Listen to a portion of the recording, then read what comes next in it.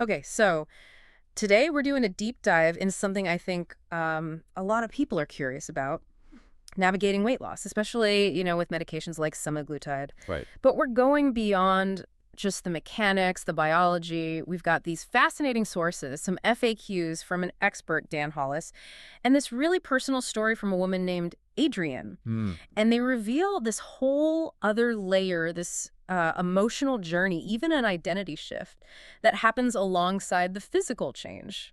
It's kind of surprising. It really is. And what's striking, I think, is how these sources pull the focus away from just the numbers on the scale. Yeah. They shift the whole conversation to the inner experience, the psychological landscape, if you will. It's not just about losing weight. It's about finding or maybe refinding yourself in the middle of it all. Okay, that idea that it's about finding yourself, that leads perfectly into Dan Hollis's core idea. He says something that really stuck with me about semaglutide. Oh, yeah? What's that? He says, most programs hand you a syringe and wish you luck. I hand you a map. That framing, it just changes everything, doesn't it? A map, not just a tool. That's such a powerful distinction because, it underlines that the medicine itself, well, it's incredibly helpful, but it's not the whole picture. Right. You need the strategy, the map, like he says. He calls the drug a signal, not the solution. And he warns pretty directly that without structure, without support, well, it'll just amplify your confusion just as fast as it lowers your appetite. Amplify confusion. Yeah. Yeah.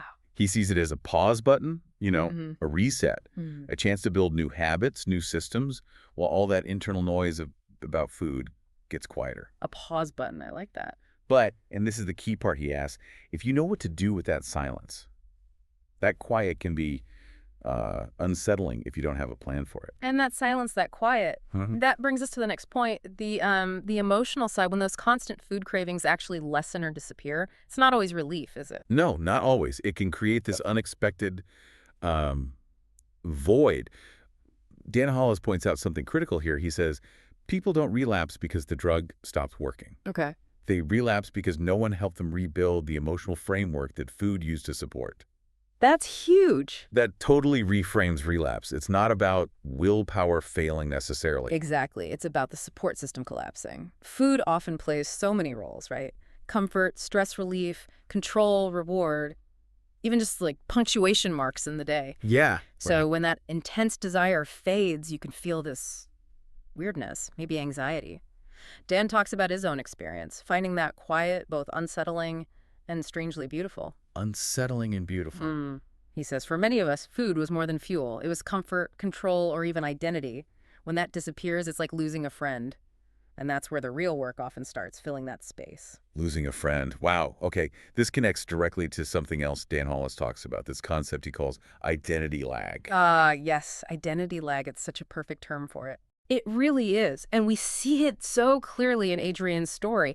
There's this moment, she's just, brushing her teeth, totally normal morning routine. She looks in the mirror and she didn't recognize the woman looking back. Her face is thinner, yeah, but it's more than that. The lines are sharper.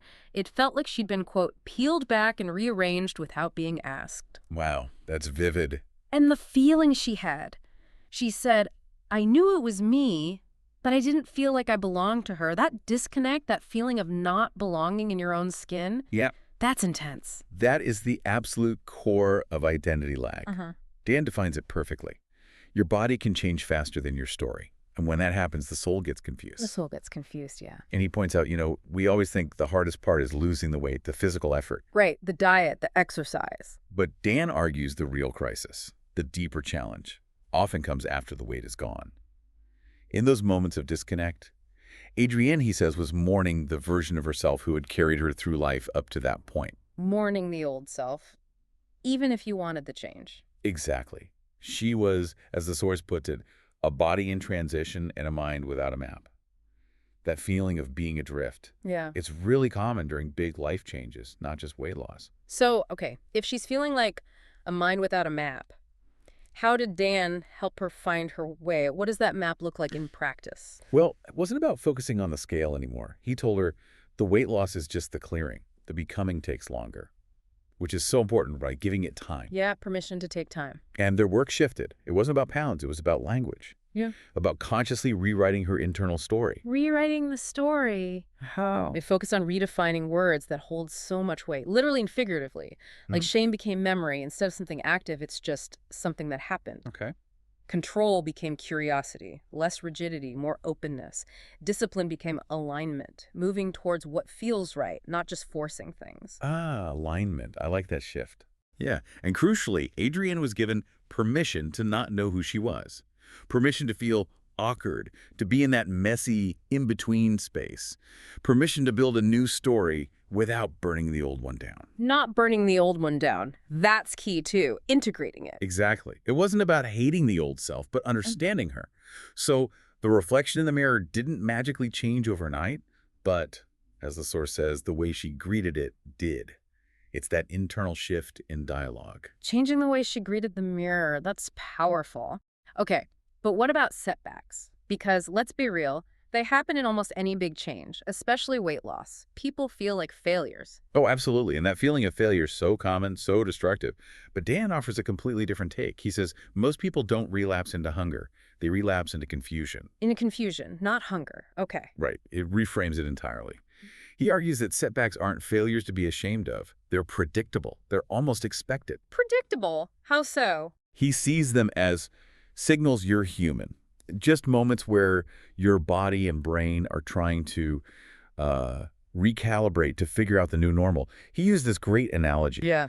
He says weight loss isn't a straight line down. It's more like a spiral staircase. A spiral staircase. Okay, I can picture that. You might revisit the same view, feel like you're going sideways or even back sometimes, but you are actually still moving upwards overall.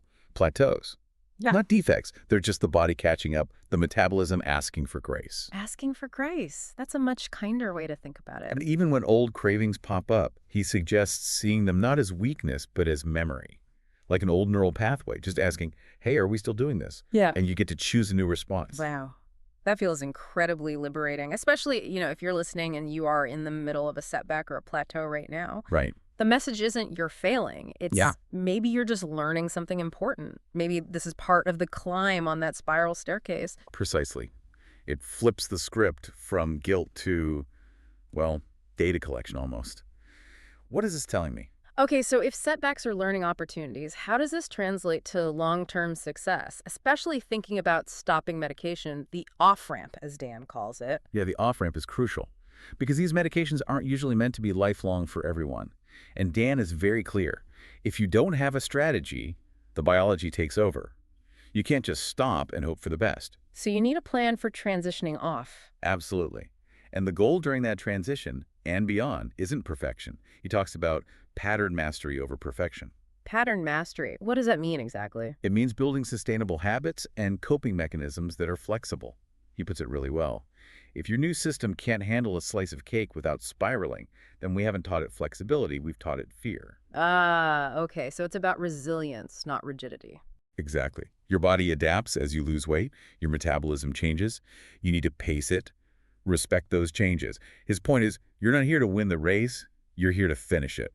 Sustainability is the real win. Finishing the race. And that finish line, it sounds like it's less about a number and more about becoming someone different internally. That's the heart of it, becoming the kind of person who doesn't need weight loss as a project anymore. That, Dan insists, takes identity work, not just dieting. Identity work, not just dieting. Yeah. So his measure of success, it's not by the number on the scale, but by how many coping mechanisms we've replaced with real tools. The weight loss itself becomes almost a side effect of clarity. Side effect of clarity. Wow. And what about people who say using medication is, cheating? He addresses that head on. He says, look, if your body's biochemistry is rigged against you, using science to unrig it isn't cheating. It's adapting. Adapting, not cheating. Right. He argues, the real cheat is pretending willpower was enough, when, for many people, biology presents a massive hurdle that willpower alone just can't overcome. That's a really strong counter-argument. Okay, so wrapping this up, it feels like the core message from these sources is that this journey, especially with tools like semaglutide, it's so much deeper than we think. It's not just about the body. It's this really profound internal process. rebuilding emotions, reshaping identity, learning new ways to cope.